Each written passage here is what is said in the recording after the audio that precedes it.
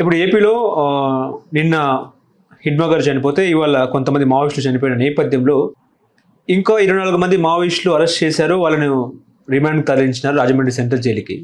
అయితే సోషల్ మీడియాలో ఏంటంటే ఒక పక్క ఈ మావోయిస్టులంతా కూడా ఒక పార్టీ ఒక నాయకుడు పంపించినాడు, అది కూడా జగన్మోహన్ రెడ్డి అంటూ కూడా మాట్లాడుతున్నారు. సోషల్ మీడియాలో ఇప్పుడు ట్రోలింగ్ నడుస్తూ ఉంది. ఏం చెప్తారు సార్ దీని మీద? అంటే మావోయిస్టులను ఆశ్రయించి జగన్మోహన్ రెడ్డి వాళ్ళకి డబ్బులు ఆశ చూపించి చంద్రబాబుని చంపేయటం కోసం మావోయిస్టులని విజయవాడ, ఏలూరు, కాకినాడలో మోహరించాడు అనే అభిప్రాయం కొన్ని తెలుగుదేశం తాలూకా హ్యాండిల్స్లో ఆ వార్తని సర్క్యులేట్ చేస్తూ జనాల్లోకి ఎక్కించే ప్రయత్నం చేస్తున్నారు. ఇక్కడ స్పష్టంగా చూడాల్సింది ఏంటంటే జగన్మోహన్ రెడ్డి గారి ఆపరేషన్స్ కోసం మావోయిస్టు పార్టీ పనిచేయటం అనే కార్యక్రమం పెట్టుకుంటుంది అనేది ఒక భ్రమ. కానీ చాలా సందర్భాల్లో ఇలాంటి గందరగోళం క్రియేట్ చేసి జనాల్లో ఉద్యమాలు చేయటం అనేది మెయిన్ స్ట్రీమ్ పొలిటీషియన్స్ అందరికీ అలవాటే. మాగుంట సుబ్రహ్మరెడ్డి గారి హత్య జరిగినప్పుడు కూడా ఈ హత్య వెనకాల మావోయిస్టులు ఉన్నారని అర్థమైనప్పటికీ ఇంకెవరో చేయించారు అనేటువంటి గొడవ ప్రబలింది. అప్పుడు ఎవరో చేయించారు అనేది ఇప్పుడు కూడా సర్క్యులేట్ అవుతుంది ప్రతి విషయంలోనూ. అన్ని సందర్భాల్లోనూ ఎవరో ఉండరు వెనకాల. పర్టికులర్గా ఈ గొడవల్లో ఎవరో ఉండే అవకాశం అంతకంటే లేదు. ఈ లేని దాన్ని పట్టుకుని ఎవరో ఉన్నారు అని చెప్పి గందరగోళం చేయటము ఇదంతా జగన్మోహన్ రెడ్డి గారి స్కెచ్. ఆయనే మావోయిస్ట్ పార్టీ కేంద్ర కమిటీతో కూర్చుని మాట్లాడే పరిస్థితి జగన్మోహన్ రెడ్డికి ఉంటే లేదు, జగన్తో కూర్చుని మాట్లాడగలిగే పరిస్థితి వాళ్ళకుంటే అసలు వాళ్ళ గొడవలే వాళ్ళు పరిష్కరించుకుంటారుగా కూర్చుని. ఈయన కోసం సుపారీ తీసుకుని ఇక్కడి దాకా వచ్చి ఈయనకేదో పని చేసి పెట్టడం కోసం చంద్రబాబును వేయాలా మరొకరిని వేయాలా అనే ప్రోగ్రాంలోకి దిగరు కదా. ఇవన్నీ పని లేక కావాలని జగన్మోహన్ రెడ్డినేమో అతను హత్యా రాజకీయాలని కొనసాగిస్తున్నాడు అని బ్రాండింగ్ చేయటము, అదర్ సైడ్ ఏమో మావోయిస్టులు సుపారీ కిల్లర్లుగా మారిపోయారు అనేది బ్రాండింగ్ చేయటం. ఈ రెండు పనులు చేయడం కోసం ఈ వార్తలు విపరీతంగా సర్క్యులేషన్లో పెడుతున్నారు. ఇది వాస్తవం కాదనే విషయం వాళ్ళకే తెలుసు. తెలిసి వాంటెడ్గా అబద్ధాలు చెప్పడం అనేది ఈ మధ్యకాలంలో మీడియాకు అలవాటు అయిపోయిన వ్యవహారం. ప్రతి విషయంలోనూ జనాల బుర్రల్లో ఒక కన్ఫ్యూజన్ క్రియేట్ చేయాలి ఏదో పద్ధతిలో. ఆ కన్ఫ్యూజన్ క్రియేట్ చేయడం కోసమే ఈ వార్తను సర్క్యులేషన్లో పెట్టి అందరూ మాట్లాడేస్తున్నారు. పర్టికులర్గా కొన్ని చోట్ల దీన్నే ప్రధాన అంశంగా తీసుకుని కూడా వార్తలు నడిపిస్తూ జనాల్లోకి ఎక్కిస్తున్నారు. చంద్రబాబుని టార్గెట్ చేయటం కోసం, చంద్రబాబుని ఎలిమినేట్ చేయటం కోసం ఆయన ఏదో మావోయిస్టులను పట్టుకొచ్చి విజయవాడ, కాకినాడ, ఏలూరులో మోహరించాడు అనే మాటలో ఎంత మాత్రము వాస్తవం లేదు. 100% అది అబద్ధం.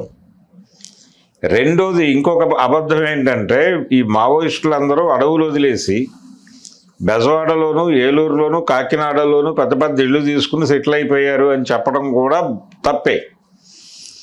ఇప్పుడు ఆ ప్రాంతాల్లో పని చేసుకునేటువంటి వాళ్ళు కొంతమంది కలిసి ఇల్లు తీసుకున్నారు. ఆ ఇళ్ళని వీళ్ళు ఇంకో పర్పస్కి వాడుతూ అందులో కొంతమంది మనుషుల్ని పెట్టి వాళ్ళని బయటికి రప్పించి వాళ్ళని తీసుకెళ్ళి కోర్టుకు పెట్టి చేశారు. ఇది మొత్తం ఆర్గనైజ్డ్ డ్రామా అనే నేను అనుకుంటున్నా. గవర్నమెంటే ఆర్గనైజ్ చేసి డ్రామా నడిపించి వాళ్ళందరినీ రాజమండ్రి జైలుకి పంపించారు. ఎక్కడ వాళ్ళు వీళ్ళందరూ వీళ్ళలో మెజారిటీ ట్రైబ్సే ఉన్నారు.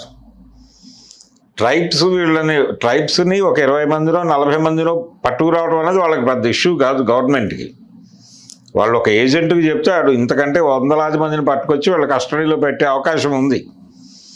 కాబట్టి ఈ మొత్తం స్కీమ్లోనే డ్రామా ఉంది. ఎందుకు చేశారు ఈ హడావిడి అంతా అంటే హిడ్మాని ఎన్కౌంటర్ చేయడానికి వాళ్ళు ఆంధ్రప్రదేశ్ని ఎంచుకున్నారు. ఆల్రెడీ ఆయన దొరికింది ఛత్తీస్గఢ్లో, చంపేసింది కూడా అక్కడే కావచ్చు. కానీ ఈ సీన్ ఇక్కడ జరిగింది అని చెప్పడానికి ఇంకొక ఏరియా కావాల్సి వచ్చింది వాళ్ళకి. అప్పుడు ఈ ఆంధ్రప్రదేశ్ను ఓపెన్ చేశారు. ఆంధ్రప్రదేశ్లో మావోయిస్టు అడుగుజాడలు లేవు అనేది ఆ మధ్య వరకు ఇంటెలిజెన్స్ మాట్లాడిన వ్యవహారం కదా.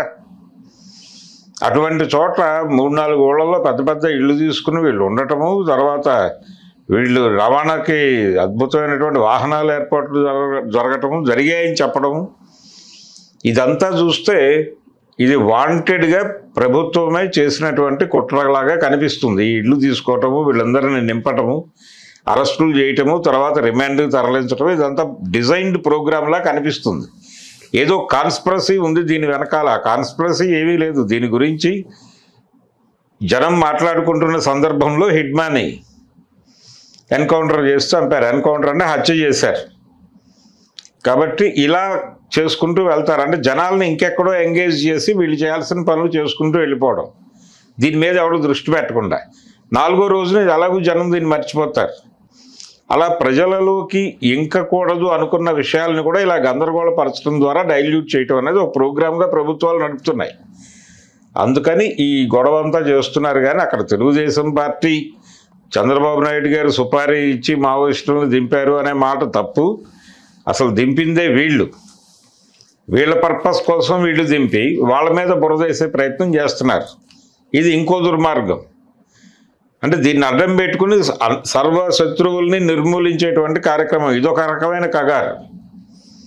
కగారు అంటే అంతిమ యుద్ధం అని అర్థం అని చెప్పాడు కదా ఆయన అమిత్ షా గారు. కాబట్టి ఇదొక రకమైన, అంటే ఎవరినైనా సరే 4 బాధి సరెండర్ చేసుకోవటమే. లొంగుబాటు అనే దాన్ని రకరకాల ఏరియాల్లో రకరకాల పద్ధతుల్లో డెవలప్ చేసి ప్రమోట్ చేస్తున్నటువంటి ప్రభుత్వం కేంద్రంలో ఉంది. అందుకని చాలా ప్రమాదకరమైన పరిస్థితుల్లో మనుషుల జీవితాలు వెళ్ళిపోతున్నాయి. దేన్ని పట్టించుకోకుండా వేగ్గా స్టేట్మెంట్లు ఇచ్చుకుంటూ వెళ్ళిపోతున్నారు పొలిటీషియన్స్. వాళ్ళు అమ్ముడుపోవడానికి అవకాశం ఉంటుంది కదా అని. ఇలా ఒక గందరగోళపు వాతావరణంలో మనం ఈ రోజున ఈ అంశాన్ని మాట్లాడుకుంటున్నాం. మావోయిస్టులు సుపారీ తీసుకుని చంద్రబాబును చంపేయాలనుకున్నారు. అలిపిరిలో కాని పని ఇప్పుడు కంప్లీట్ చేద్దామని చూస్తున్నారు అన్న తరహాలో నేరేట్ చేస్తున్న వాళ్ళందరూ కూడా ప్రజల పట్ల చాలా విధ్వంసకరంగా ప్రవర్తిస్తున్నారు అని అనుకోవాలి.